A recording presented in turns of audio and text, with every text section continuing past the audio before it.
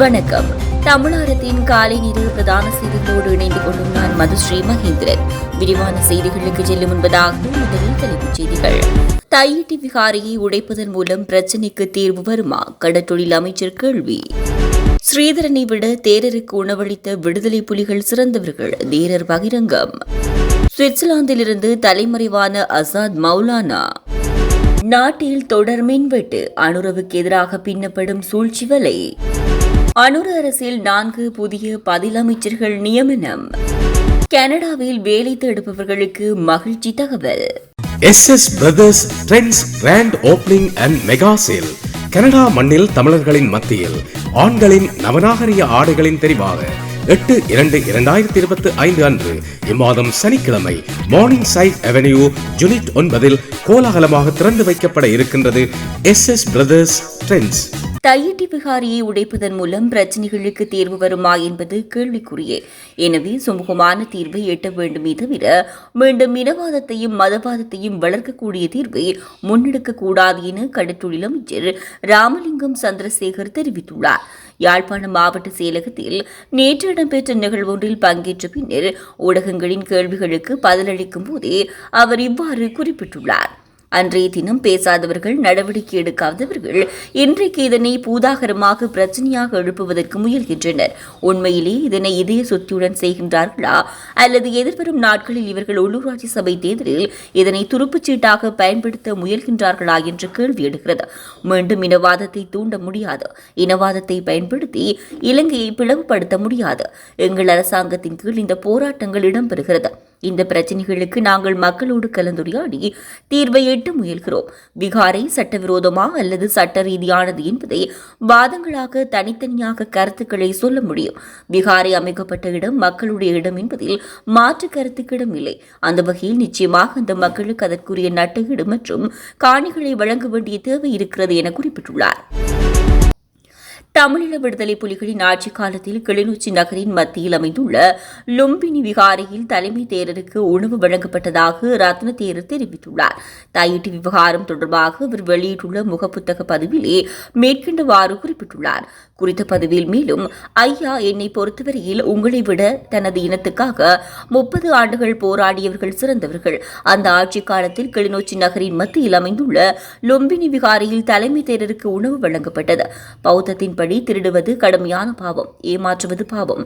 இந்த விகாரை அப்படி உருவாக்கப்பட்டிருந்தால் சம்பந்தப்பட்டவர்கள் தண்டிக்கப்பட வேண்டும். அநீதி இழைக்கப்பட்டவர்களுக்கு நீதி வழங்கப்பட வேண்டும். அதேபோல் தையிட்டியில் விகாரை உங்களுக்கு இடிக்க வேண்டும் என்றால் இடிக்கலாம், அது உங்கள் விருப்பம். ஆனால் நாங்கள் நாட்டில் எந்த இடத்தில் உள்ள எந்த ஒரு கோவிலையும் இடிக்கப் போவதில்லை. நாங்கள் பௌத்தர்கள், புத்தர் அருளிய போதனைகளை பின்பற்றியவர்கள். நாங்கள் எங்களுக்கு உண்மையான பௌத்தர்களாக வாழ வேண்டும் என்றால் முதலில் தங்களுடைய மகிழ்ச்சியை விட மற்றவரின் சந்தோஷத்தை பற்றி சிந்திக்க வேண்டும். ஐயா, நீங்கள் ஒரு நாள் எங்கள் விகாரைக்கு வாருங்கள். புத்தர் வணங்க மட்டுமல்ல, புத்தர் சிலைக்கு இரு பக்கத்தில் உள்ள இந்து கடவுளான முருகன் மற்றும் விஷ்ணு, கண்ணகி ஆகிய கடவுள்களை வணங்கலாம், பூஜையும் செய்யலாம். ஒரு நாள் வாருங்கள், உங்களை அன்புடன் வரவேற்கின்றேன். உங்களுக்கு சிவபெருமானின் ஞானத்தில் ஒரு துளியும் நாட்டில் மக்களுக்காக சேவை செய்வதற்கு கிடைக்க வேண்டும் என்று பிரார்த்தனை செய்கிறேன் என குறிப்பிட்டுள்ளார்.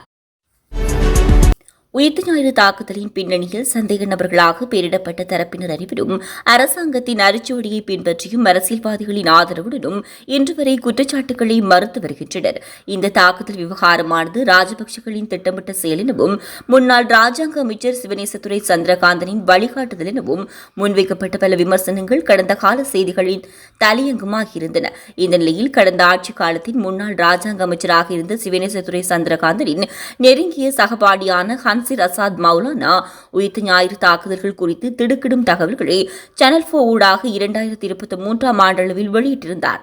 இதன்படி தற்போது ஆட்சி அமைத்துள்ள தேசிய மக்கள் சக்தி அரசாங்கம் அசாத் மௌலானாவின் தகவல்கள் குறித்து உடனடி விசாரணைகள் நடைபெற வேண்டும் எனவும் அதற்குரிய ஏற்பாடுகள் செய்யப்பட்டுள்ள எனவும் கூறி வருகிறது.